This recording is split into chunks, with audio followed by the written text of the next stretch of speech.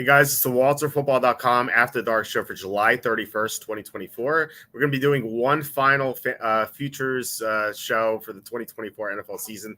Before we get into fantasy mock drafts, I said we're going to do fantasy mock drafts all August. So August is tomorrow. So, well, in 2 hours, it's tomorrow. So we're going to be doing fantasy mock drafts the entire month. But wanted to do another futures show with a special guest.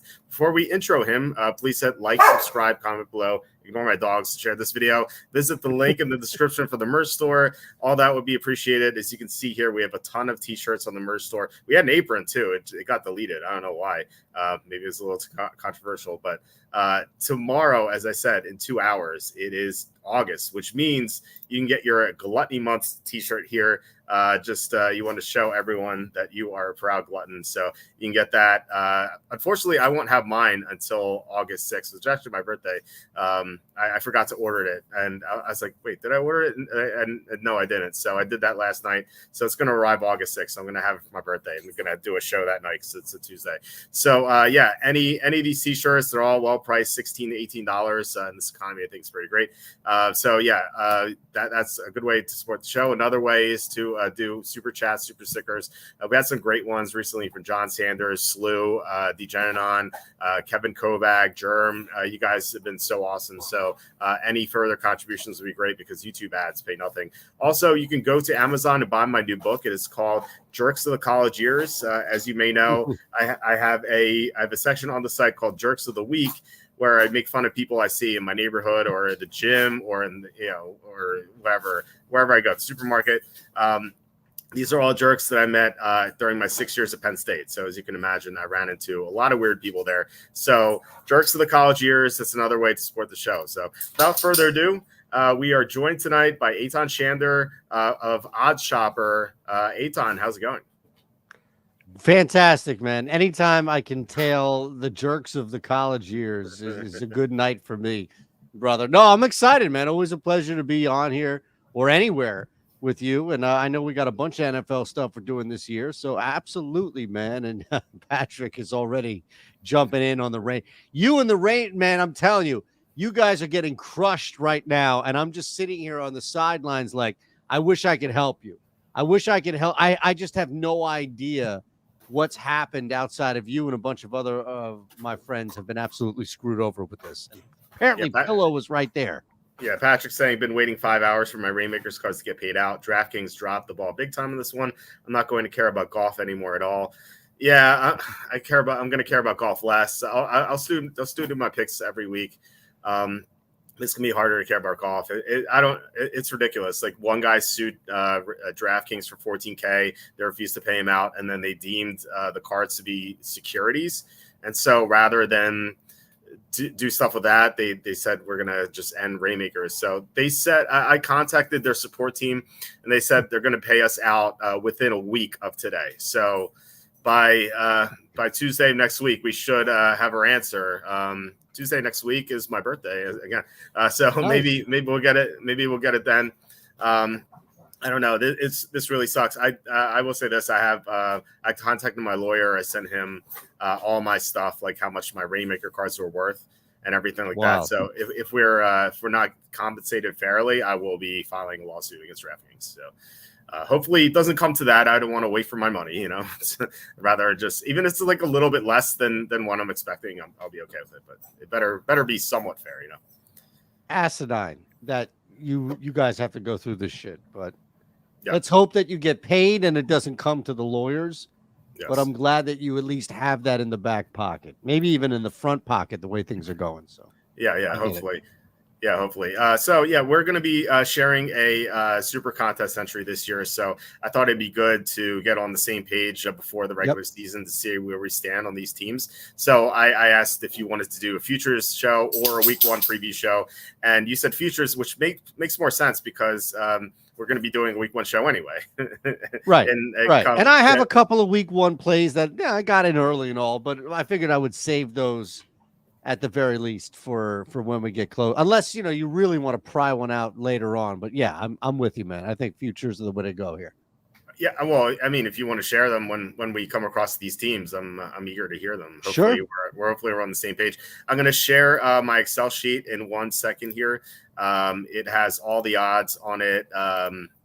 By division, which if you guys watched Thursday's show, we had Andy Isco on, and we did this similarly here.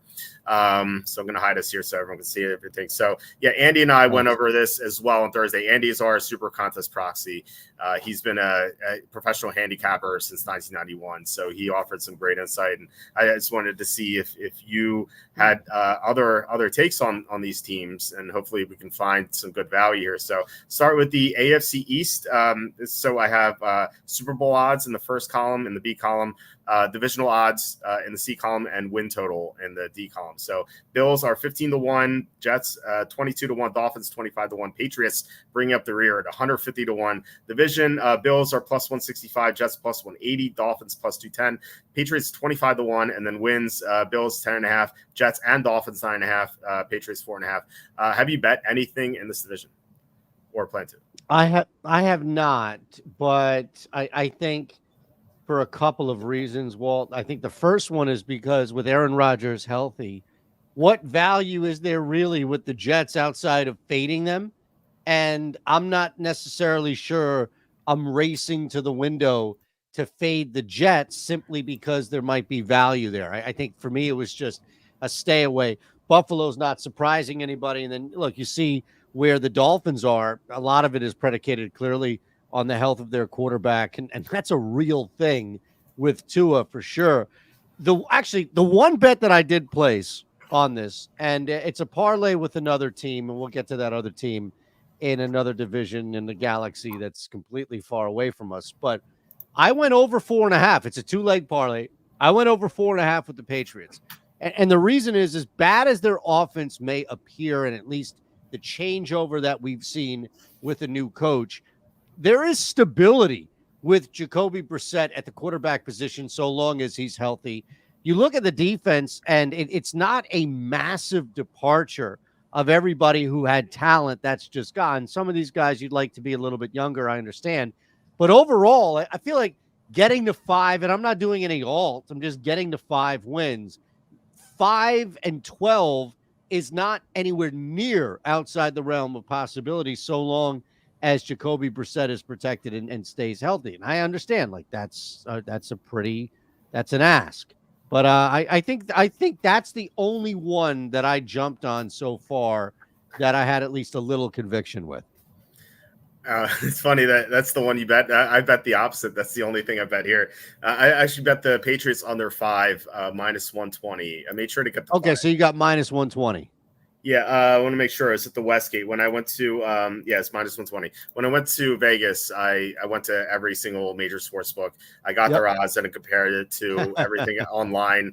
It took like 3 or 4 hours just in my hotel room, just like crunching the numbers. But the Patriots under 5, minus 120 is the only 5 I found, by the way. And I think I'd want the 5 because I do think 5-12 is within the realm of possibility. But sure, I have a hard time seeing them get to 6-11, given that they won 4 games last year with Belichick. Now, losing Belichick's a huge deal.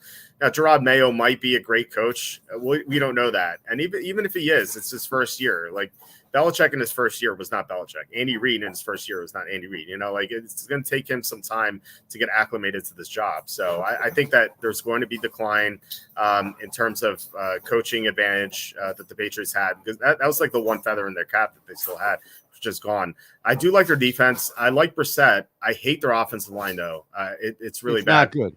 Yeah, right. And the receiving core, I mean, they have no number 1 receiver. They may not have a number 2 receiver. I like Kendrick Bourne, but he's coming off a torn ACL. So I just I really don't like this team. But when I saw 4.5, I'm like, I don't know. I think I'd want the 5 for sure. So maybe I'll push and you'll win. It's possible. Yeah. To be fair, under 5.5, at least where I see DK where I got it initially, under 5.5. I mean, you're just under 2-1, minus 190. No. So, or 1-2 in that regard. So that's a ridiculous ask in that case. I'm with you on that. If I saw 5, I'd probably stay away, but I understand that at 4.5, there's definitely value to go under with the push and play. It's funny that of all the ways in which we could play this division, that's the one in which we settled on. I know. I'm not even saying that we're on opposite sides. It's just the likelihood of all of the different things out there, and that's the one. It's unbelievable. It's funny that I only believe one thing. You only believe one thing. It's the opposite. So Right. hopefully we have better luck in the other 7 divisions. So going to the AFC North, which in my opinion is the best division of football. We have Ravens at 10-1 to win the Super Bowl, then Bengals 14-1, Browns and Steelers 40-1 to win the division. Ravens are plus 135, Bengals are plus 165. Browns are 5-1, Steelers 7-1, and then win totals: Ravens 11.5, Bengals 10.5, Browns 8.5, Steelers 7.5. I had a somewhat strong under win total play here. Outside of that, not much. What do you have here in this division? I got a little crazy here. I actually took Cincinnati at that number 14-1 to win it. And I think you're going to see that dip a little bit because Joe Burrow is back. And I'm not worried about losing a running back in Joe Mixon. Not to say that Zach Moss steps in and like all's okay, but a lot of this is how you're using your backs. And so much of it is that Burrow is healthy. I think, we can't overstate the fact that this is an offense that should absolutely cook behind a healthy Burrow, still with Chase and now Higgins causing some fits to get the kid right, Burton there. I don't have a problem. I know like Mike Gesicki's a little up and down and he probably plays. It seems like he's just older. Maybe it's injury. I don't know what it is. He just plays older than he is. But I like this offense. And look, on defense and really the coaching, that's where it's going to come down to. But I took a shot at them thinking that I don't see them stumbling. I don't see this being a rough start for them where they have to pull something out of the back door. Maybe there's some value with the Steelers being so low, but there's a little bit of instability there with the win total. I mean, look, Cleveland, you can make an argument that Cleveland is underpriced at 8.5, and that's probably the best over argument that I could make for a team there. And I'm a little intrigued in that. I just haven't pulled the trigger. But the one that I did was the Bengals. I actually have an exact matchup that I just sprinkled on. I'll get the other team up there when we get to them. But Bengals at 14-1 to win it. And I'm listening. I am listening with both ears perked and both eyebrows up to over 8.5 Browns wins. I like the Browns over 8.5. I didn't bet it, but that's something I could maybe talk myself into. I do like the Bengals as well. I think that they have a chance, a real chance to go deep into the playoffs and make the Super Bowl again. Though, like the one thing I'm waiting for though is that the Bengals seemingly get off to a slow start every year. If you look at weeks 1 and 2 record ever since he came into the NFL, I think he's like 1-7 against the spread, and he's had some dubious losses. Like remember a couple of years ago, week 1, they played the Steelers and they were 6.5 point favorites and they lost in week 1. And I think that the same year they played Dallas in week 2 against Cooper Rush and they lost that game. And then they picked that up afterwards. So what I'm waiting on here for the Bengals is they play the Chiefs in week 2. If they either lose to the Patriots in week 1 or look, bad and win by a field goal, and then they lose to the Chiefs in week 2, I think we could see a good number, maybe 18-1 or something. Hopefully even 20-1. Like, who knows? Maybe these sports will overreact to it. So that's what I'm waiting on. Although I will say I did get a one of those $10 free bets on FanDuel, and I just put it on the Bengals at 14-1, which I sometimes do. I also did one for another team I'll discuss in a bit. So that's what I do with these free bets. So the win total I bet was Ravens under 11.5. Yeah, I like it. They lost 3 offensive linemen this offseason. Lamar Jackson, before this past year, had trouble finishing seasons. In 2021, 2022, he couldn't finish the year. So I don't know if like 1 year kind of dispels that. I think that he could go down again. And they lost Patrick Queen. It seems like this team is going to have trouble getting to 12-5. I think in this, like I said, toughest division of football, much tougher conference than the NFC. I really have trouble seeing them getting to 12-5. I think like 10-7, 11-6 is where they finished. So 11.5. The vig on that was a little high. It wasn't like too bad. It was minus. It was minus 165 at as at BetMGM. So not too bad. Like it wasn't like minus 190 or anything, but I still think it's pretty good. But I do like your Browns recommendation, and 40-1. At first glance, was like, okay, I could see myself betting that, and then I was like, wait, do I see Deshaun Watson winning the Super Bowl? I'm like, right. So yeah, but I do like the win total there, and I think 5-1 to win the division is not bad either. It's not bad. We know what they do defensively. They picked that up on the road. It wasn't just home and away splits that were so wide. I think the other element of it, and look, I'm not ever going to put a bet, especially a futures bet, on the shoulders, arm, and decision making of a guy like Jameis Winston. But Walt, if there was ever a defense that could overcome the bad of Jameis Winston, the gunslinging, just the ridiculous decisions, the turnovers, and stay in a football game. Because when he's on and when he is connecting on some of these passes, he's a top backup that you'll see, not maybe but he's up there in the sense of the Browns don't take a step back if Deshaun Watson is hurt or it's just whatever the case is. A significant step back, I guess, would be my point. And that defense would be like one of the few that I would say, all right. At least the Browns can win this football game still with Winston or what have you, as opposed to just being like, all right, shit, we're cooked here. Like the guy's going to throw 3 interceptions and the Browns are going to lose by 30. So that's something to at least take a look at by all means in the quarterback room.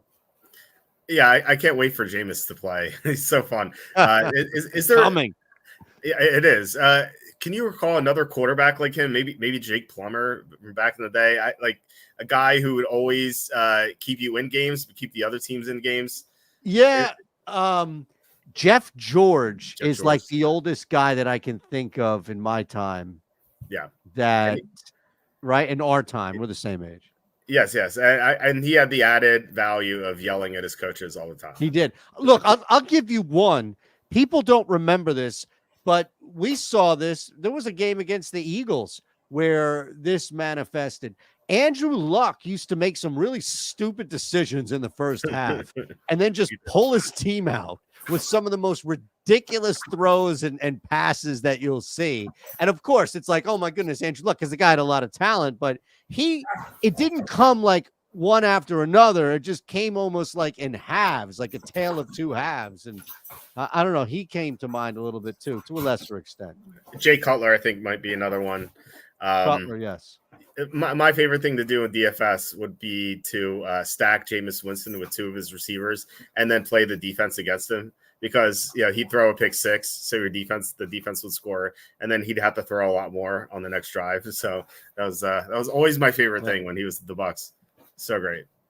By the way, I know you give out baseball plays on site. Are you not sweating this game going on right now? I know we're live. So the Phillies game. Yes. I give out player props for pitcher strikeouts. Okay, so you don't have anything on like Gleyber Torres 9th at bat player. Oh no, I see the Phillies scored. You said it was 6-5, not 6-6, and they have no outs. They have no outs, right? In the bottom of the. Oh no, that's top of 12 already. Okay, top 12. Yeah, this is insane. That game's wild. All good. Yep. Okay, just curious. Okay. No, it's usually just props for baseball. I give out spread and props for basketball. Nice. Nice. Okay, let's go to the AFC South. We have the Texans at 15-1 to win the Super Bowl. Then the Jaguars 55-1, Colts 66-1. Although I found a 75-1 out there. Titans 150-1 to win the division. The Texans are even money. The Jaguars are plus 275. Colts plus 325. Titans 9-1. And then win totals: Texans 9.5, Jaguars and Colts 8.5, and Titans 6.5. My favorite long shot to win the Super Bowl is in this division. Curious if you had the same team, or what do you think about these 4? I mean, I guess 55-1 is technically a long shot, but is it the Colts with a healthy Anthony Richardson? It is the Colts. So at 75-1, I guess that's a better long shot. So last year, that's an amazing number. Last year, they almost made the playoffs, even though Richardson played 1 full game. That was it. Right. Gardner. And that was just Gardner Minshew. And it came down to a 4th down play that the guy dropped the pass, and otherwise they would have beaten the Texans and gone to the playoffs. And who knows in the playoffs, like they already beat the Browns earlier in the year. Or no, I think the Browns beat them by 1 or something. So yeah, it would have been a tight game either way in the playoffs. So I think if the Colts had made the playoffs, they won that game, made the playoffs, this line would not be 75-1. It'd be like 40-1 or something. And so I think we're getting great value here with the team that has, in my opinion, a top 5 offensive line. They have some good weapons. Jonathan Taylor is going to be back for the full season. Like last year, he held out and then got injured. So this year he's not holding out, so you don't have to worry about that. They got the best pass rusher in the draft in Latu. So, and I like the way they're coached with Shane Steichen. So I think there's a lot to like here with the Colts. So 75-1, I'm a big fan of them this year. Yeah, I love it, man. I think honestly, the quarterback, the coaching evolution there. You mentioned just a guy who was on a team that was in the Super Bowl and clearly building his own there as a coordinator, of course, but building his own there in Indy. And it's a lot of it, I think, was just marred by the injury last year. But the reality is, as you mentioned, you have stability. We saw that here when Hurts went down with Gardner Minshew coming in. So I think there's something to that for sure. And at 75-1, you can look back and say, well, clearly other people agreed because that sucker has been steamed all the way down. Look, I think, you start to look at a couple of numbers here, and I don't know, Walt, based on, and look, Jacksonville's probably going to be more of a disappointment than not. I don't necessarily know how that plays into their win total per se, but the Texans are not going anywhere. The league is not going to figure CJ Stroud out to the point where he's going to look like he's got his shoes tied together. I don't know. Like, how do the Titans get 7 wins? What am I missing here? I think if they were in the NFC, I think they could get 7 wins. The problem is they play in the AFC. I like their defense a lot. They've upgraded the secondary a lot. In fact, the only thing I don't like about their defense is their linebackers. But outside of that, I think they should play well defensively. And they got Calvin Ridley, which I thought was an overrated signing, but still, he's still going to help them at receiver, which they didn't have much there last year. So I think Brian they are. Callahan. Brian Callahan's the coach. I think they're an underrated team, but I still don't think they get to 7 wins. I think it's so tough in that conference. So if I had to play a side, it would be Titans under 6.5. I just feel bad doing so because I think that they're going to be in a lot of games. Like I think they're a good team to bet on. I agree. Most weeks, like including week 1. I don't know how you feel about Titans at Bears, but I like the Titans a lot at +4.5. I think they keep that game. I got the Titans at +4.5, my friend, as well. May 16th. Look, there's also the reality that the Bears are starting a top quarterback, and those guys never fare well week 1 against the spread. So I think the Titans at +4.5 was absolutely the play. I'm on there with you too. Good. What's up, Mike? Yeah. So Mike asking, is this the odd shopper guy? Yes, it is. Here we go. Just minimizing the our get us out of here for sure. So hey Mike, what's going on? Titans, I think a team to bet on, but a team that we want to go under. But again, like I think they're going to be in a lot of close games, and those can go either way. So could they go 7-10? Maybe, but in that conference, it's just so difficult. So I would play me under. I was really hoping that number would come in at like 4.5, given that Derrick Henry was gone. So I thought the public would be down on them, and I think they are. I think that number is just kind of juiced up because I think the odds makers know that this team's better than people think, but it's just too high. That's the problem. It is. I agree. I agree. Yeah. I also I put a small bet on Texans over 9.5. I think they are the real deal. I think they have a chance to go the distance this year, and I have them 12-5. So. Not one of my favorite plays, but I did. That again, it goes back to the Titans and the win total, which is neither one of us think the Texans are a fluke. The Jaguars are still good enough. Like I get it, they're going to look at least, I think, like they're regressing, but they're not falling off the face of the earth. They're going to hover around that 8-9 win total. Even if they're at 7, there's still a problem for a team like the Titans. And you've got the Colts winning the Super Bowl. So clearly this is going to be a struggle just for the Titans in division, let alone, as you mentioned, the conference. Yeah, it'd be one thing if this division was like the one we had 2 years ago when most of these teams were bad. I remember, like, even like heading into last year, we were like, oh, the Jaguars are going to run this division for a while. Like things have changed quite a bit within It's amazing. 12 months. They have. So, all right, let's go to the AFC West. The Chiefs are plus 550 to win the Super Bowl. Chargers 40-1. Raiders 100-1. Broncos are 150-1. For the division, Chiefs are minus 250. So our first minus here. Chargers are plus 350. Raiders are 9-1. Broncos 18-1. For win totals, Chiefs are 11.5. Chargers 8.5. Raiders 6.5. Broncos 5.5. We had Andy and I again. We did that show on Thursday. We had our biggest disagreement here on one of these teams. I'm gonna let you talk about these teams. So I want you to.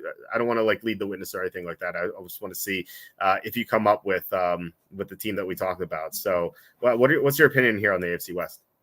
So there's just no reason for me in my life to fade the Chiefs. Like I don't have to play that bet, right? 12 wins, whatever, knock yourself out. If you think you want to jump on that out there, I don't. So remove the Chiefs from me. There's just way too much negative, at least volatility, that I think you can point to with Denver for me to really jump on that.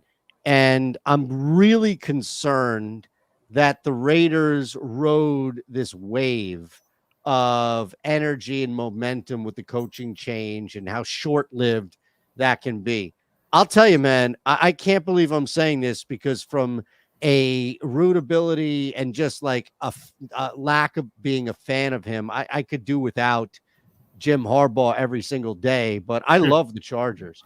I love the Chargers in week 1, and I laid the 3 right away with them, and I like them to go over 8.5. I think this is a team with a new coach who has proven that he can maximize, at least right away, with a quarterback, a guy like Justin Herbert, who throws, but there's underrated mobility with it. And then look at Greg Roman, a guy whose offense, now granted, we're talking about Lamar Jackson and Colin Kaepernick, some guys who can absolutely move some wheels with their feet. And I'm not ever saying that Justin Herbert has that type of mobility. But Greg Roman has been able to really master, I think, having at least somewhat of a mobile to extreme mobile quarterback and building an offense around that. All right, you lose Eckler, like I get it, but this team from a coach, and you know me, like we do this every week and we talk about this. The 2 biggest things I love in the NFL, head coach and quarterback, and then you start to build around that with coordinators and guys around the QB. But sign me up. I'm on the Chargers week 1. I'm on the Chargers over 8.5. And I think this is still an underrated football team, primarily because of what you're going to have with the coaching staff and also just some, at least, immediate pop with Herbert. So the Chargers that was not the team that we had the disagreement on. But no, Andy talked me into the Chargers. I kind of went into this offseason kind of, lukewarm on the Chargers. Didn't know whether to go under or over. Just didn't give it much thought. But the more I hear, from more, I mean, Andy talked me into it a lot. Like we had breakfast after we signed up for the Super Contest. Then came on the show, and now you're talking about the Chargers. I feel like but like by September, the Chargers are going to be my biggest bet, because like every smart person I know likes the Chargers, and it makes sense because they had so many close games last year. They've had so many close games over the years. It feels like they always find a way to lose, but they finally have a good coach. It's like the first good coach they've had since Marty Schottenheimer back in, what was that, 2006. They've had some horrible coaches. Brandon Staley, I think one of the worst coaches we've seen in our lifetime. I think I feel like he's up there with what's his name, Rich Kotite, who didn't know whether to go for it to go for 2 or not because his 2-point play sheet got wet or something like that. Brandon Staley was just an abysmal head coach. And now you have the complete opposite. Jim Harbaugh has been a winner everywhere he's gone. So it's just a colossal upgrade. Now I worry about the receivers. I don't know if they're going to have a running game. Like J.K. Dobbins is healthy for now. Like who knows how long that's going to last. But their defense should still be good. They still have the edge rushers, still have Derwin James. And then Justin Herbert, I feel like he can win. So I am being talked into this Chargers over 8.5. As far as week 1, though, I like the Raiders, maybe not specifically for week 1, but I like them overall. Like I have them over 6.5 wins. I feel like their defense last year was 7th in EPA, and they added Christian Wilkins. Their defense should be even better. They have an amazing pass rush, and that's something that will give them an edge. I feel like in a lot of these matchups, like they limited the Chiefs on Christmas to like almost nothing. Like Patrick Mahomes looked dreadful against them, and that was not a fluke. Like their defense is for real. And so you look at their offense and just kind of like wonder if they can score points. They still have Devontae Adams. They have Jacoby Myers. They have Brock Bowers. Samir White looked good at the end of last year. They added an offensive lineman in the second round. I love their left tackle, Colton Miller, as center. Andre James, really good. Like they have my dog list too. So they really like, I like a lot on this team.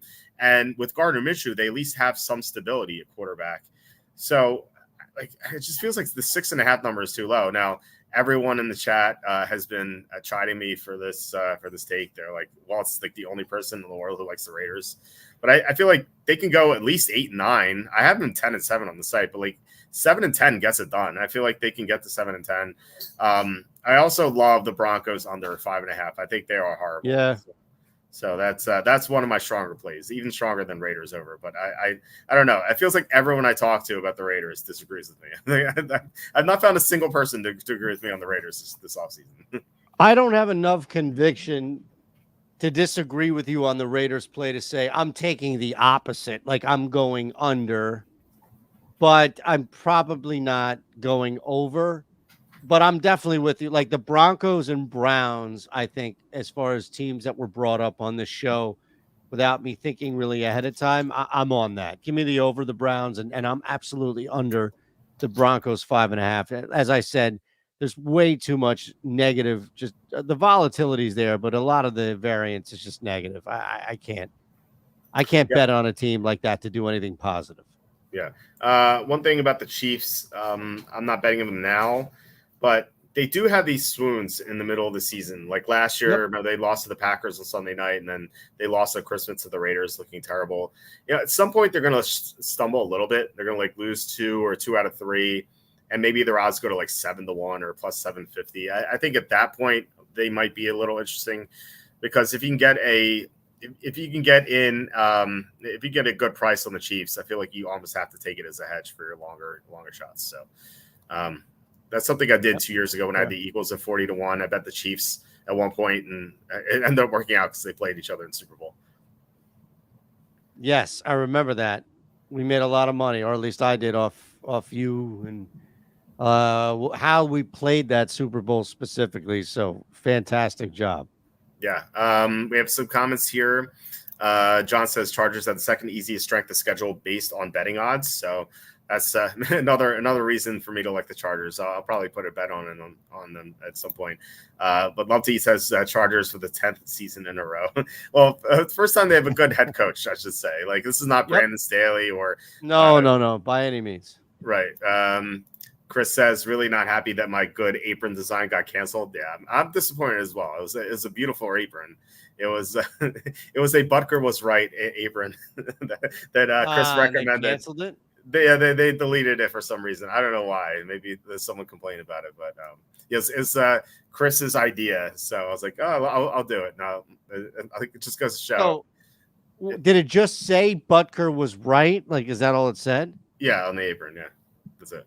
So why don't you try again, but have it like a field goal and the ball on the right side outside of the field goal, and then above that put Butker's Butker is right. Nice. I like it.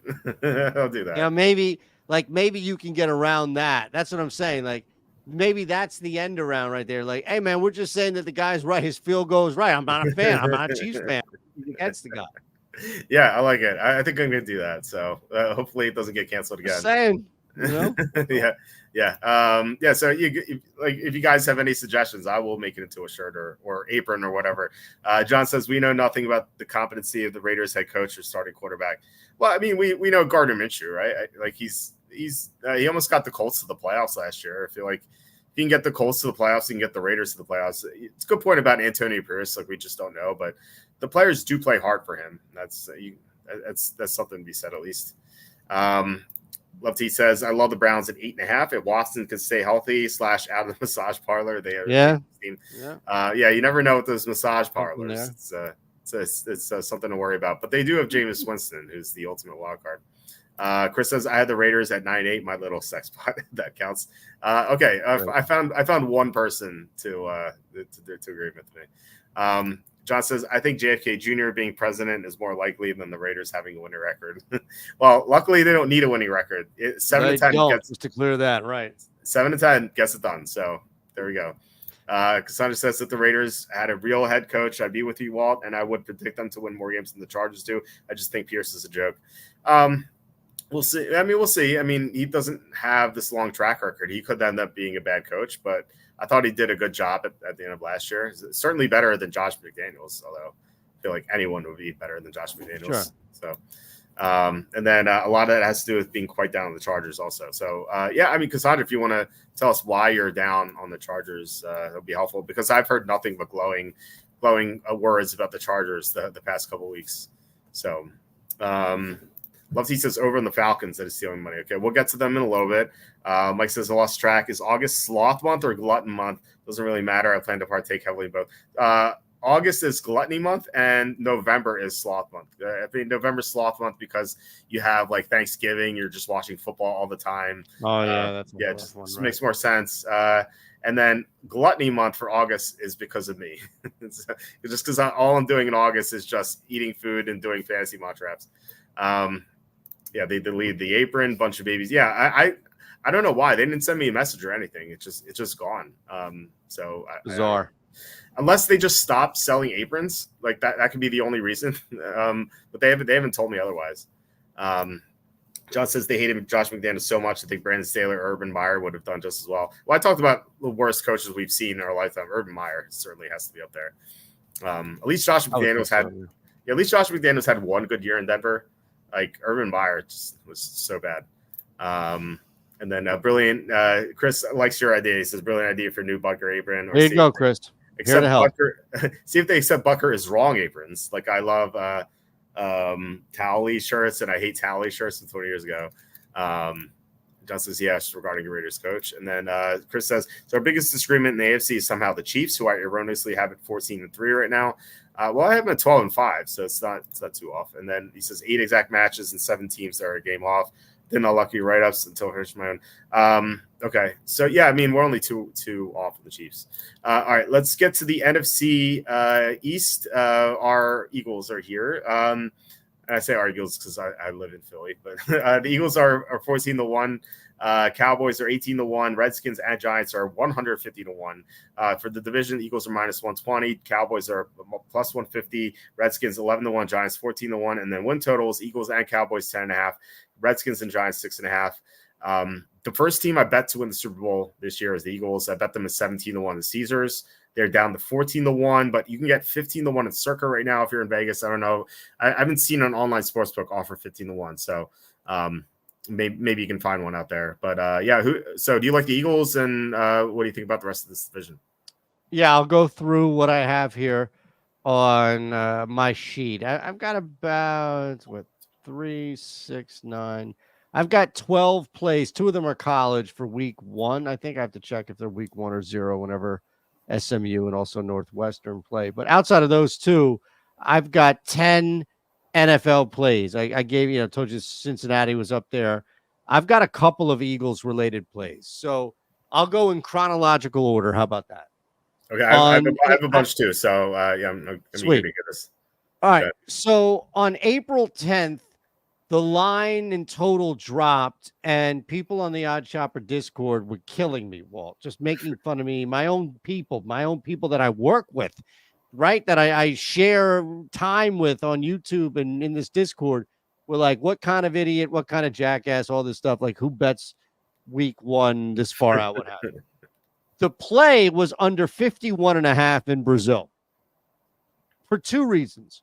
One, because I'm under 51.5, 51 being a key number, and you're pretty much going to see if that line moves, especially because it's in another country. Chances are that it's going to dip to 51, maybe below that. So I'm going to get ahead of perceived sharp movement above 51.5, right?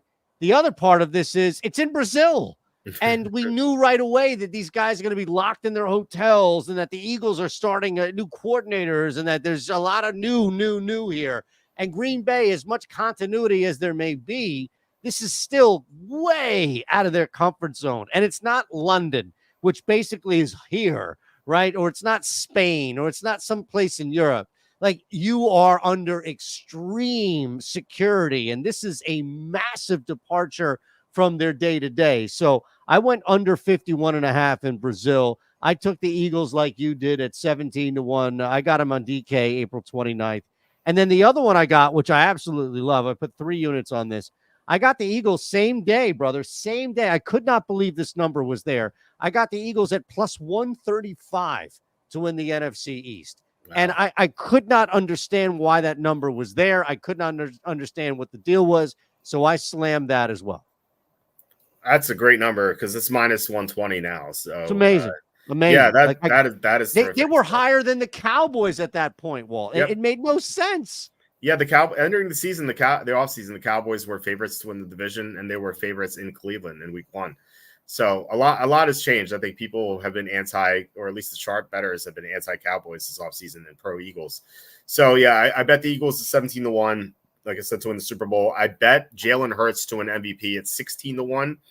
I think that he got robbed 2 years ago because I never understood this. Like, he was the favorite to win the MVP, and then he missed those 2 games against the Cowboys and Saints. The Eagles lost both games, and it's like, okay, he lost the MVP because he missed those 2 games, but they lost both games. Like, they only lost one other game that he played.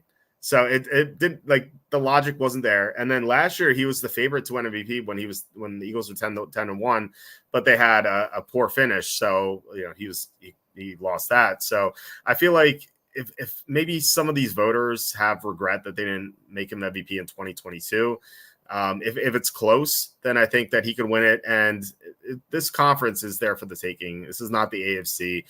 I think they're the best team in the conference. So take the quarterback on the best team in the conference. It's at 16-1. I also got the Eagles to win the most games in the NFL this year at plus 1250. So this is less than the number to win the Super Bowl, but it's a softer conference for sure. So some like the odds for like the Chiefs, for example, like they're pretty much matched up to what they are to win the Super Bowl. So I love that at plus 1250 for the Eagles. I have them at 13-4 in my season preview. So.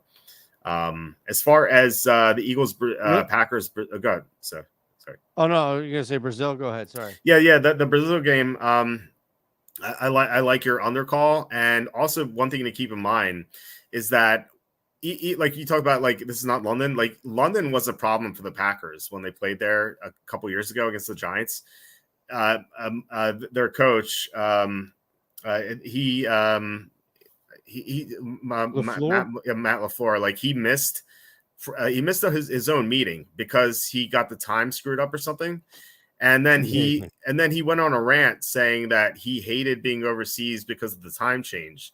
Now there's not that much of a time change in Brazil, but it is. I think it's Atlantic time, if I'm not mistaken. But it's still like 2 hours. It's a 2-hour difference from his own current time there. But still, the travel could be too much for him. For some reason, this guy had severe issues turning this clock forward 6 hours. So maybe he's going to have similar issues in Brazil. We'll see. But I do like that call. And I will be on the Eagles in week 1. Tom, who we share an entry as well. He loves the Eagles so much that he wants to submit the card early for the Eagles because it's a Friday game, so you have to submit it Friday morning instead of Saturday afternoon. So he loves the Eagles a lot. Yeah, that totals down to 48.5. By the way, wow, nice. That's a good number that you got there. Not bad. Let's see. We have some other. I don't have anything else, honestly, in this division. I think so much you can do so much damage with the Eagles. I'm with you there, man. Yeah, I like the Giants under. I think they're going to suck this year. I hate their offensive line. They lost Saquon Barkley. Their only playmaker downfield is Malik Neighbors, and he's a rookie, so we don't even know what we're going to get out of him. Their quarterback's coming off a torn ACL. Their secondary is terrible. I like their pass rush, but That's about Yep. it. So I think they could be the worst team in the NFL. Or maybe the Broncos. I feel like it's either the Broncos or the Giants who are the worst team in the NFL. So I like that. I like that on their call. All right, so we have some comments here. Lefty says, "LOL, all I hear from Sloth Month is the movie Seven." That's a good movie. Chris says, "NFC exact 4 exact matches, 8 teams a game off, 3 teams 2 games off. Bears, Vikings, Bucks. Then our biggest disagreement is the Falcons, who had a 10-7 as of 3 weeks ago. So yeah, we'll get to the Falcons in a little bit." Lefty says, "Love me some Eagles. They're gonna do some damage this year." So yeah, glad you're on board there. Yep. Yeah, Yep. Chris says I also had the Eagles at 13-4, so that I had a bunch of teams at 12-5, but the Eagles were just by themselves at 13-4. Chris says yes, but let's remember Tom's record on Packers games last year. Tom admittedly was like at the end of last year, he's like, man, I've gotten some good picks this year, but man, Packers got not every, it, huh? Yeah, well, he's a Packers fan, so he's got like he got every Packers game wrong. But I don't know. I mean, he's had a good track record with the team beforehand, so I don't know. I guess it was just off last year. So John says Goodell pushing for a 2026 game in North Korea. Nice. And then nice.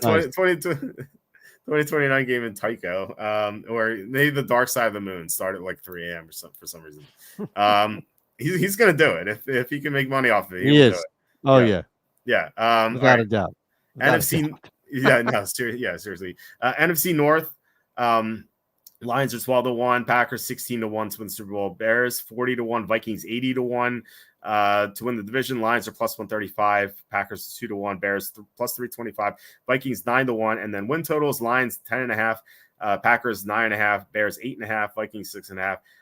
I've stated this a lot this offseason. I think you can do something very interesting in this division. I'll let you talk about these teams first. What do you like? Honestly, I know there's probably 1 or 2 things I could look at, but I'm curious. Like I didn't place any wager here outside of fading the Bears in week 1 and the under with the Packers there. But I don't have a strong feel here. There was no futures or anything along the lines. Like I told you that parlay I had with the Patriots and another team. So that's in one of the next 2 divisions. But I don't have a feel with much at all. I mean, I guess I would be tempted to go under 8.5 wins for the Bears, knowing that they have a rookie quarterback and things are tough. It's just hard to play that position overall in Chicago. So that would be the one that I guess would jump out. But honestly, Walt, I'm curious to hear where you go because I don't really have much of a feel at all for this division. Okay, so the play I made here, and I'm glad to hear that you wanted to fade the Bears because that plays into this.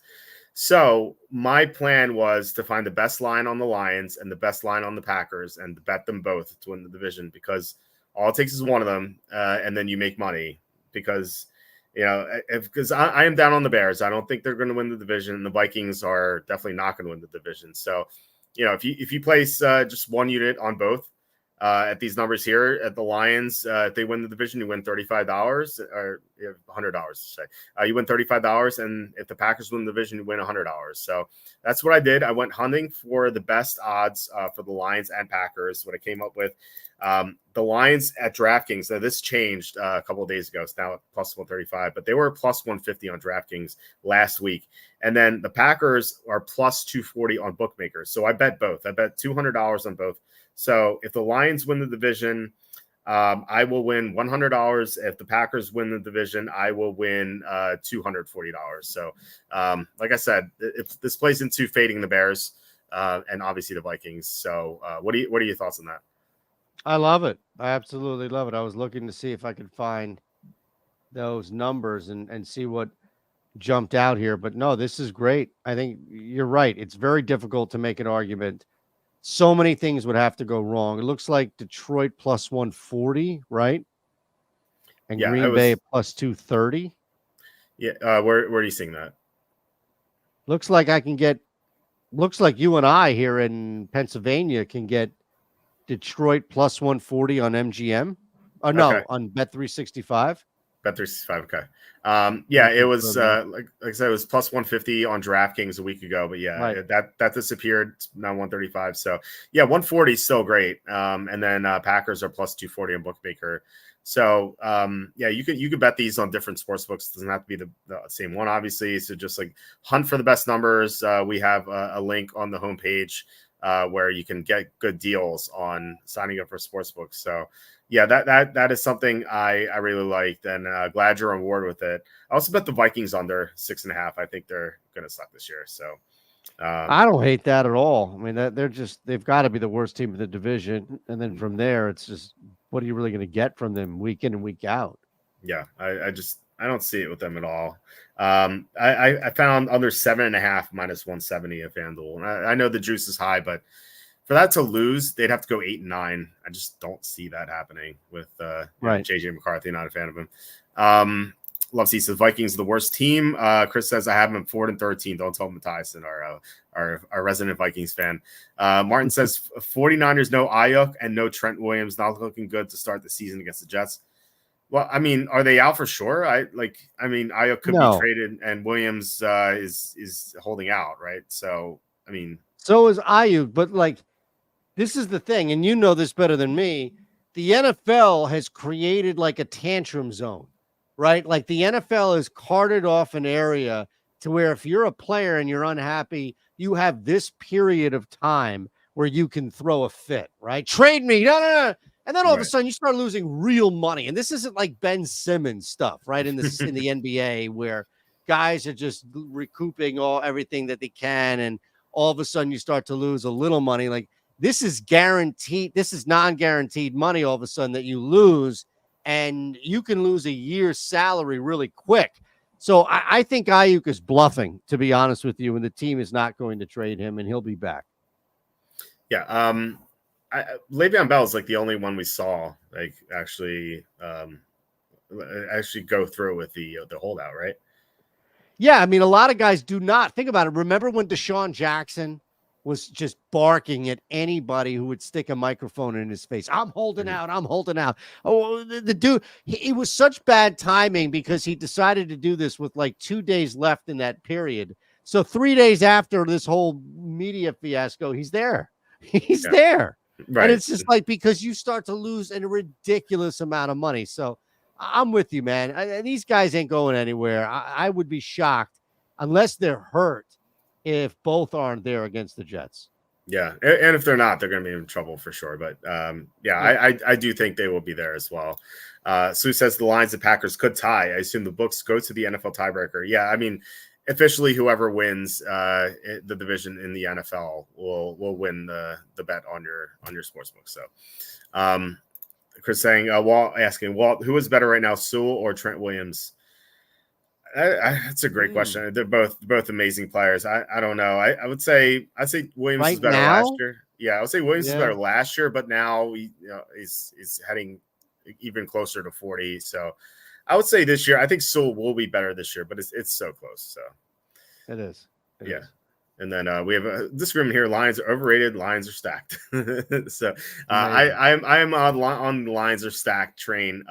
They are the other team I put those $10 free bets to win the Super Bowl on. I do think there's a chance they lose week 1 to the Rams. It's the revenge game for the Rams, and I like McVay having extra time to prepare. So if they lose to the Rams in week 1, maybe we get a 15-1. So I'm not going to bet any real money on the Lions just yet. I'm going to bide my time. But if it's a free $10 bet, I'm just throwing it. So anyway, with 2 divisions left, we have the crappy NFC South. The Falcons are 28-1 to win the Super Bowl. Bucks are 80-1. Saints are 100-1. Panthers 250-1 to win the division. Falcons are minus 120. Bucks 3-1. Saints plus 375. Panthers 11-1. For win totals, Falcons 9.5, Bucks and Saints 7.5, Panthers 5.5. I'm actually playing a lot here. Maybe not a lot, but like a decent amount. Like who do you like here?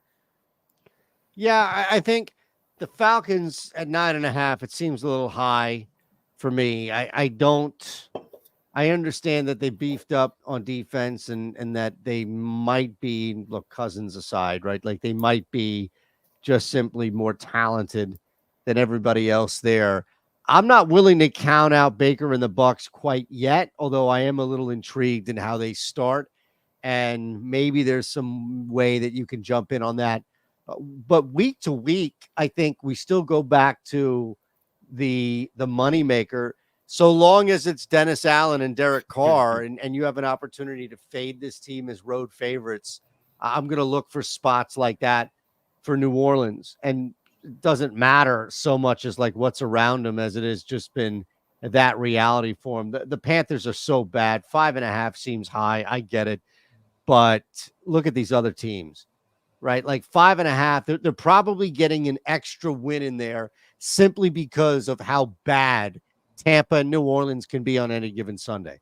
So I get it, but I'm also not willing to really push there. I think the Saints on a week to week for me is definitely something I'm going to look at, especially when I can get them on the road as a favorite to fade. And Tampa, look, 3-1 is pretty intriguing for this team because I would think they're next up to win this thing if somebody goes down, if Atlanta just can't live up to the hype, if Kirk Cousins is banged up, whatever it may be. That's where I think you may be able to find some value with Tampa. Actually, I bet the Panthers to win the division at plus 1250. I think I don't see a difference. That dipped pretty significantly. Yeah, I don't see a difference between them and any other team in this division. I think all four of these teams are horrible. In my preview, I have the Falcons winning this division at 7-10, and this is like this is not like me throwing up records like, oh, I think this team's going to go whatever. I actually simulated all the games, and I have them at 7-10. I have the Bucks and Saints. I think it's 6-10, or one of them at 5-11, or 5-12, 6-11. And then I think I have the Panthers at 4-13, but I think they could win more games than that.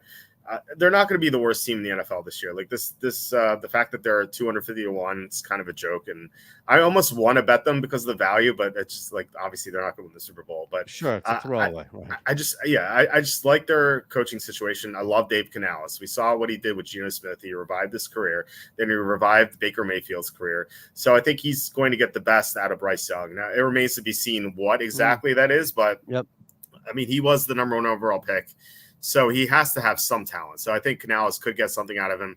They traded for Deontay Johnson and they drafted Xavier Legette. So I think that they're going to have a better receiving core than they did last year. Offensive line has been fixed. Their interior was so bad last year. They signed Robert Hunt and Damian Lewis. So I like their blocking a lot more. And their defense is not bad. It's not great, but it's not bad. So I think this team can win games in the division, and that could be all what it takes. So I think they could win the division at 7-10 or 7. Yeah, it was 7-10. So I hate these other teams. Like the Falcons drafted Michael Penix, and my conspiracy theory was that they signed Kirk Cousins. They were all happy. They gave him the $100 million, and then they saw him throw off the torn Achilles, and they're like, "Oh crap, this guy sucks." So that's why they drafted Penix in the first round. I don't know if that's true. But they were going to draft Latu, and then the owner was like, "No, we want Penix." So that is what they did.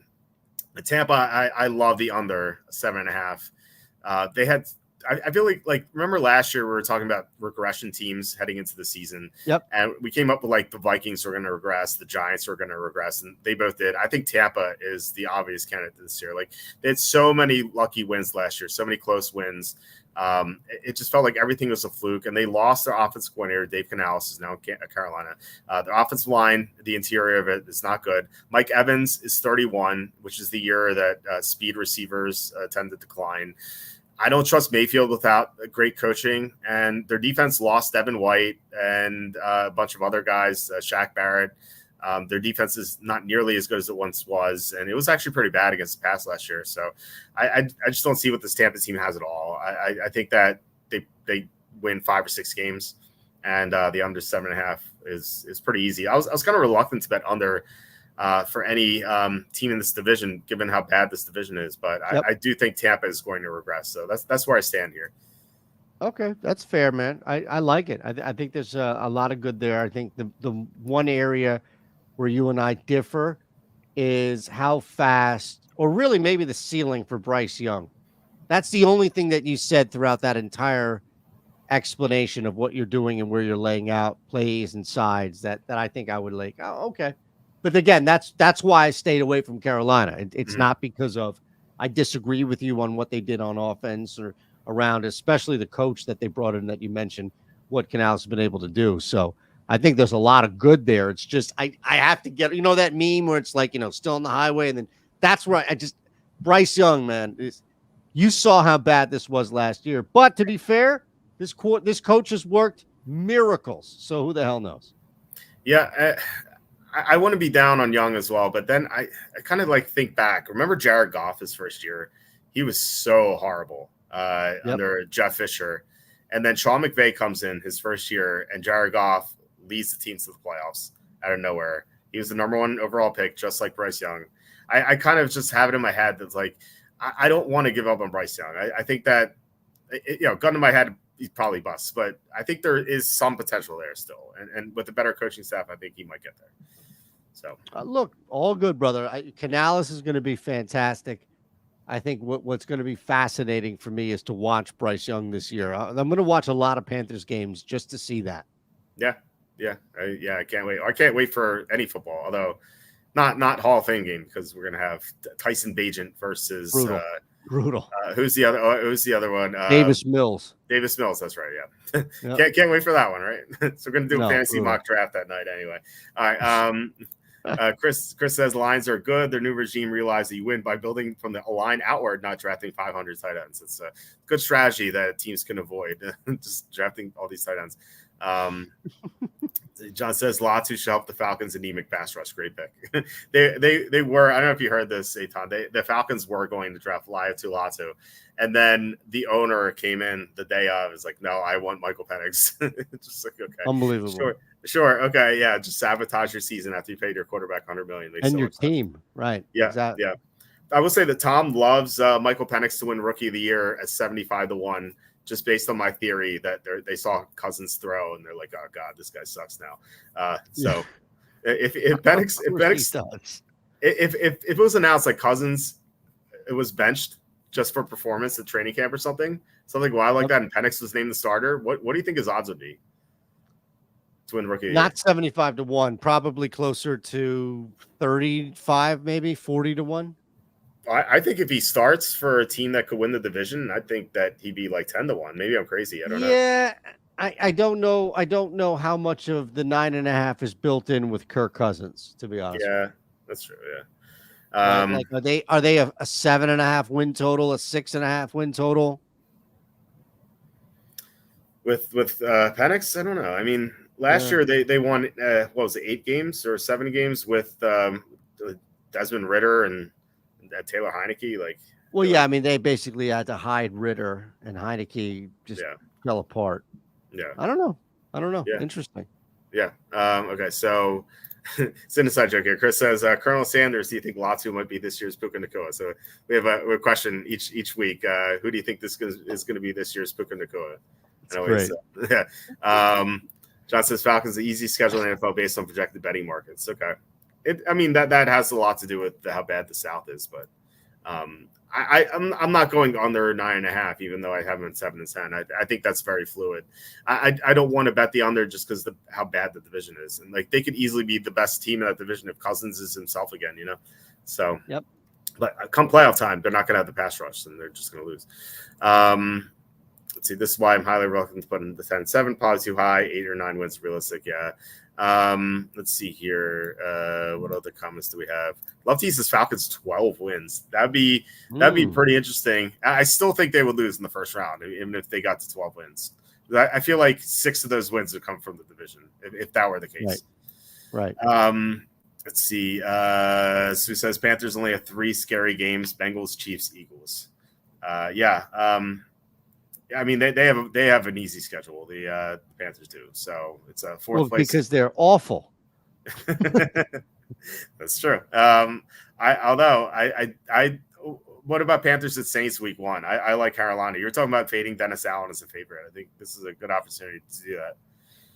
Yeah, I agree. No, I think you have to jump on that for sure. Week 1 is going to be an opportunity to catch Carolina before people start to catch on to them. So yeah, sign me up. Okay. John says Bryce Young never has to worry about hitting the ceiling. There's some truth to that. And he says, is Canales as good as McVay though? See, we don't know. I mean, McVay before 2017 was what? It was just a highly thought of coordinator like Dave Yep. Canales.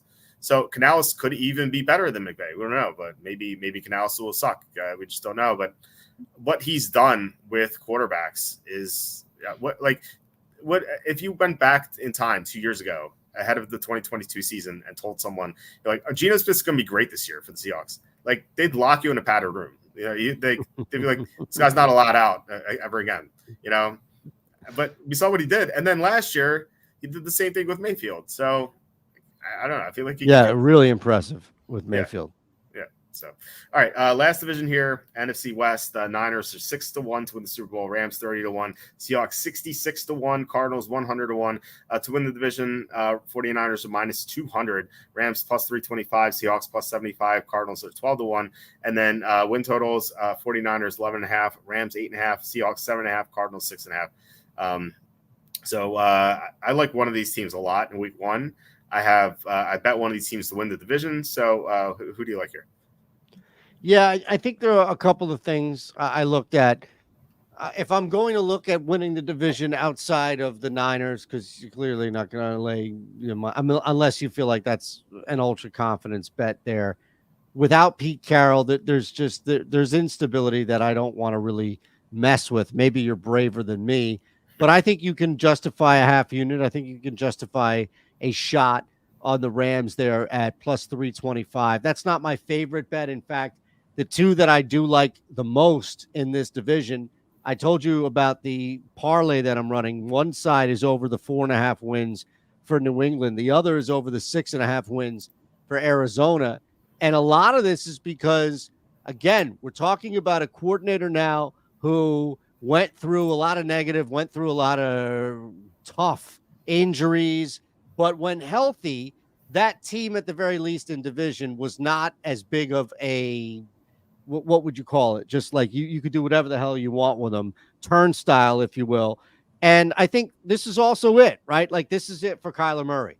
This truly comes down to this season, and I think there's going to be a little bit more that you're going to get out of him. I don't anticipate him turning into an MVP candidate, but I looked at getting to 7 wins as a pretty decent ask for Arizona. And the other side of this is, while I don't want to do anything with the Niners to win the Super Bowl or win the division, I'm fine playing the chalk here, Walt. I don't know if I see 6 teams, pardon me. I don't know if I see 6 teams that beat the 49ers in the regular season. It has nothing to do with what they do in the postseason, has nothing to do with where they go or how far they go. Regular season, I don't know if I see 6 teams beating them. I'm going to go over 11.5. Yeah, I think if they stay healthy, they'll go over. I have them at 12-5, so we agree in that regard. Right. Yeah, I bet the Rams to win the division at plus 375, which I found at Circa when I was in Las Vegas. Nice. Yeah, I think it's a great number. I mean, the Niners, it feels like their offensive line is held by duct tape at this point. Like Trent Williams is not available, and he's like, 36? Like, if he gets injured, their line won't be able to protect at all. And I think that could really hurt them. Plus, a lot of people are so down on the Rams because Aaron Donald's gone. And like, that's fair. But I love their offense. I think their offensive line is terrific. They have Puka Nacua now. Stafford was great last year in the second half of the season. Kyron Williams did a lot for their offense. And then you look at their defense, they added 3 good defensive backs, which was the secondary was the problem for them last year. So they fixed that problem. And yeah, obviously Donald's gone, but they drafted 2 front 7 players with their 2 first picks. So I think that, if one of them pans out, they're not going to be as good as Donald, obviously, but like they could be decent enough to help the Rams win some games. And yeah, if the Niners falter, I think the Rams definitely take it. I like your Cardinals optimism. I love them week 1 against Buffalo. I don't know how you think how you feel about that game, but they're plus 7 right now. And like, look at what Arizona did last year when Kyler Murray came back. They went into Houston, they almost won. They went to Pittsburgh, they blew out the Steelers, and they went to Philly and they beat the Eagles. Like all 3 road games. They almost went 3-0 in those games against 3 teams that were like pretty impressive. They all made the playoffs. So I like where they were going at the end of last year. Then you look at Buffalo. The Bills play against Miami in week 2 on a Thursday night. So they could be looking ahead I Yeah. like So that play. Yep. yeah, so I feel like they're not going to be focused against Arizona. Like what do they care about the Cardinals? They play them once every 4 years. That Miami game is huge. So and also you look at how the roster is built together. Like they have a brand new receiving core. Like they're going to have to gel. And I feel like the Bills in the second half of the season are going to be a lot better than the Bills in the first half of the season. Kind of like what we saw last year when they got used to Joe Brady. I think that week one, Arizona is live to win outright. I'm going to sprinkle a little bit on the money line, but I love the +7 in week one there. I also like this Seahawks. I also like the Seahawks under 7.5 with Pete Carroll gone. I think these things are going to fall apart for them. I'm with you on that. I'm with you on that. That's a strong lean for me there too. I don't think that's a team worth touching. 4 to 6 wins is probably their range for me too. Mm-hmm. Okay. All right. So we have a few comments there. Then we can head out. So, so Stu says Canales' biggest challenge is his owner. Good old Bobby Axelrod. Not lying. Yeah. No. Yeah, he's pretty bad. Love T says the throw for throw. Tell me Penix wasn't the best pure passer in the draft. Yeah, I mean he's terrific. The problem is the injuries. So can he stay healthy? We just don't know. This respect for the Rams is unreal. It really is. That number is kind of crazy. I actually, in my previews, I had the Niners and Rams both at 12-5. So, yeah, I'm with you. Yeah, that number is really bad. Rams have drafted amazingly well, so love definitely for sure. John says Penix might be good, but you hampered his rookie window with giving Kirk 100 million guaranteed. Yeah, it was just awful, just terrible. Same thing. The Packers did the same thing with Jordan Love, and like yeah, you can look at it now. It's like, yeah, Jordan Love's great. He was great in the second half of last year, but they blew a chance to potentially win the Super Bowl. Like they and the Buccaneers went toe to toe in that NFC Championship. If the Buccaneers had, if the Packers had T. Higgins or Michael Pittman Jr. or Brandon Ayuk instead of Jordan Love just rotting on the bench in that game, I feel like they have a much better chance to win. And if they win that game, they play Kansas City, and the Chiefs just fell apart in that Super Bowl because they couldn't block. So I feel like the Packers cost themselves a Super Bowl there, the second Super Bowl for Rodgers. And I think the Falcons did the same thing with Cousins. Like if they got Latu to really help their pass rush, like they would be a formidable team in the NFC. But I feel like their defense just not very good. No. Yeah. Love T says, OMG, Seahawks are a 4-win team. Yeah, I can see them. I'm telling you, there's something to that. They're not going to be good, man. Yeah, I can see them bottoming out for sure. John, the 411 super chat. Thank you so much, John. Thoughts on the latest House of the Dragon episode? Loved it. Have you been watching House of the Dragon, Eytan? I know you're a fan of Game of Thrones, right? No, I have way too much shit to catch up on, man. And unfortunately, I wouldn't know where you're going on that. So don't worry. If you want to spoil it, go ahead. I have no idea. Okay. Yeah, I liked the episode. It was interesting. The episode 6 wasn't very good. Episode 7, I liked a lot. They were basically, I don't know if you're familiar with House of the Dragon. So it's a prequel. It's 200 years before. I know it's a prequel, but I have no idea what's going on. Okay, it's 200 years before Game of Thrones. It's basically like the Targaryen dynasty, and there's basically a civil war right now between two factions of Targaryens, and they're finding new There's a bunch of dragons in the show, and they're finding new dragon riders. They found out like Targaryen bastards can ride dragons, and so they were basically like the queen. One of the queens is desperate. It's two queens. There's one of the queens is desperate. And she like rounds up all the Targaryen bastards, and she's like, hey, see if you can ride this dragon, and like dragon just like burns most of them. It's like the massacre, but like they eventually find a couple of dragon riders, so it was a pretty good episode. It's entertaining. Nice. It's a good show. I feel like George R. Martin's on there, so I feel like it's it's well written for the most part. Okay, so it's at least going to stay true. I get you. I get what you're saying. Until they boot him off like Game of Thrones did after was it season 5 or 6, and it just the wheels came off after that. It fell completely off the planet. Yep. So bad. Yeah, we did. I did an episode last Tuesday with my friend Bodyburner. We talked about how we would fix the final two seasons of Game of Thrones. And we had a lot. I even asked ChatGPT how it would fix it, which is pretty funny. It said Sansa Stark should have been the queen. So I was like, ChatGPT sucks. Yeah, right. Yeah, I would have made Littlefinger king because because that line from Varys where he says Littlefinger would rule over the ashes, and so I would have like Daenerys burn down the capital, and then like when they had that meeting to decide who's gonna be king, like they should be like, oh, Littlefinger can rule, you want to rule, right? And then just make him the king of the ashes, basically. Got it. Yeah, Yeah. yeah. He All right, wouldn't anyway. dead by then. Yeah, right. Yeah, exactly. What they did with that character too was an atrocity. Like, he was just outsmarted by 2 teenage girls when he's the smartest guy on the show. It's made no sense. Made no sense. Anyway, nope. So yeah, John, thank you so much for the super chat. Thank you, John. I liked it a lot. And I can't. I think the finale is next week. So yeah. Oh, nice.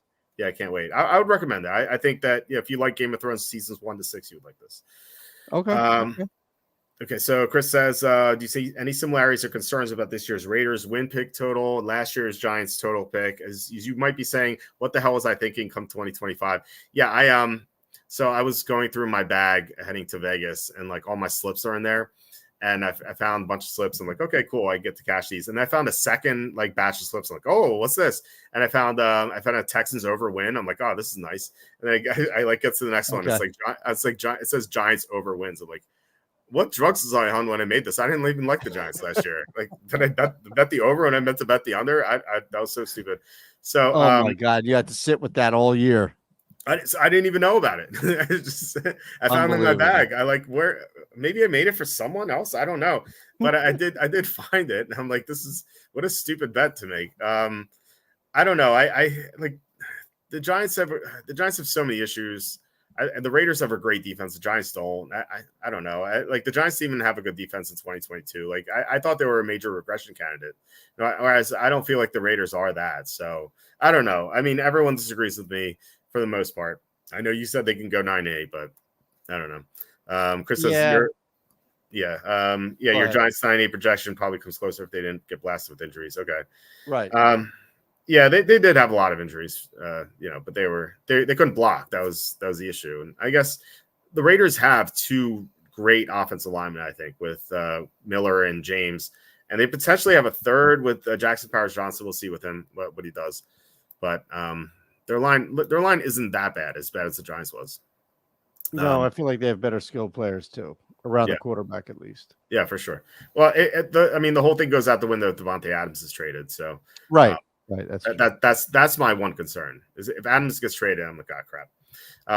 Anyway, John says Bills haven't lost a regular season game by more than 6 points in the last 40 regular season games. That's pretty impressive. So if they're ever plus 6.5, we know to take them, right? Take them, yes. Yes. Chris says, stuff that'll get us demonetized. Sorry, Chris, we missed that one, right? Yeah. So it says Seahawks start 2-0, then 3-2, then the wheels come off. Yeah, they play the Broncos, I believe, in week 1, and then is it Patriots in week 2? I think. Patriots in week 2. So, but that's at New England. It's an earlier start time for them, so I don't think they necessarily win that game. But then they play the Dolphins and the Lions. They get an easy game against the Giants, but then they play the Niners, Falcons, Bills, Rams, 49ers, Cardinals, Jets, Cardinals, Packers, Vikings, Bears, and Rams. It's a tough schedule. Let's see here. Chris says, I hated this week's House of Dragons because I know where it leads. Okay. I don't know where it leads, so I don't know. I didn't read these books. I read the original books. I didn't read these House of the Dragon books. It was the ultimate mistake by one character. Won't say who though. Okay, interesting. No shutout. Yeah, exactly. John says House of Dragons, Giants offseason Hard Knocks are a must watch. It's not quite the show, but close. Do you watch the Hard Knocks? I don't. I do not. No, I just it became way too much for me, and I just lost a lot of interest, especially with the in-season, the off-season. I don't care about the Giants, man. I'm not. Hard Knocks is not going to bring me into the Giants. Yeah. As Kenny's one of our co-hosts says, if you like the Giants, then you have no soul. Chris says Tywin is probably the smartest character on the entire show and died in a logical way. Well, yeah, I mean, he always underestimated his son. I mean, by his thinking, Tyrion was responsible for Joanna Lannister's death. So, Yeah, I mean, Tywin is so good. Like I'm rewatching the show now with Tom. Tom's watching it for the first time, so I'm rewatching Game of Thrones. I'm like, man, these Tywin scenes are so good. I'm gonna miss him when he bites the dust. Let's see here. Bills Lions Super Bowl would be fantastic, but then World War III starts during the bye week and the game is canceled. Yeah, didn't you say that that you probably would play out. didn't you say that you had the Bengals and another team for the Super Bowl? Eagles. I took the Bengals and Eagles. It's 60-1. So I put Nice. $5 on that. Figured, what the hell? I like it. Sanders 60-1. Why not? Right? Yeah, no, I think that's pretty good. I could definitely see that happening. Sue says Sanders seems to be recovering well. Hasn't mentioned Diggs, soccer, or the next to Kua in the chat. Mike says, in addition to the Raiders, whilst other losers, the Red Hog Skins. Well, I haven't bet the Redskins. I actually think the Redskins are going to be better than people think, but I have them at 7 wins, so I didn't see any value there at 6.5 wins. So I do think 150-1 is kind of ridiculous. It's like the Panthers, where it looks like great. It looks like great value, but they're not going to win. So no, they're not going to do anything. Yeah, a few more comments. Good offense, but the quarterback, I can't trust anybody right now. Sorry. I like that they're going to have good linebackers for the first time since the London Fletcher days. They signed Bobby Wagner and Frankie Louvu. John says Diggs had a chance to pass Reed as the most beloved Bills receiver ever. He upped that up. Yeah. Give it time, see. And then John says, I thought that about 2 of the Giants, the most obvious dysfunction with the owner and GM is fascinating. Yeah, it's pretty bad. And also don't forget that the fans don't have souls. That's another thing. So, all right, guys, thank you. Awesome stuff. Yeah, thoughts on USA minus 29.5 versus South Sudan. Steamed down a little bit. What was that? 31.5? I didn't look at the lines. I don't know. Any thoughts? I'm not betting that either. So me neither. No, sir. No, sir. North Sudan, I would bet it, but South Sudan, no. All right, guys, thank you so much. Yeah, exactly. Guys, thank you so much for watching. Thanks, everybody. Yeah, really appreciate it. Thanks especially to John Sanders for the 411 super chat. Just really appreciate it. Yeah, for sure. We're going to be back tomorrow with Kenny. We're going to be talking about something with fantasy, and I'm sure we're going to be complaining a lot about Rainmakers. Both Kenny and I were super into Rainmakers. We even open up packs every Wednesday for Rainmakers. So we will. I imagine Kenny's going to have a rant. Kenny's had some legendary rants back in the day, Mike McCarthy being the best rant of them all. He's going to have, I'm sure, I'll be disappointed if he doesn't. So check back in on that. And then Thursday, it's August. So we're going to do our first fantasy draft. It's going to be live right after the Hall of Fame game, or if the game is super boring, maybe the fourth quarter. So we're at some point, we're going to do that on Thursday. And then Saturday, Tom's going to be on. So can't wait for that. But yeah, please hit like, subscribe, comment below, share this video. Visit the link in the description for the merch store. Eytan, anything to plug? Just follow me on Twitter at ShanderBets. Easiest place to see what I'm doing here. You'll catch everything I'm doing on Odd Shopper and beyond. And always a pleasure, brother. Looking forward to chatting during the season, too. Yeah, can't wait. Can't wait for week 1. Can't come soon enough. So, all right, guys, we will be back on Wednesday, and let's talk to you then.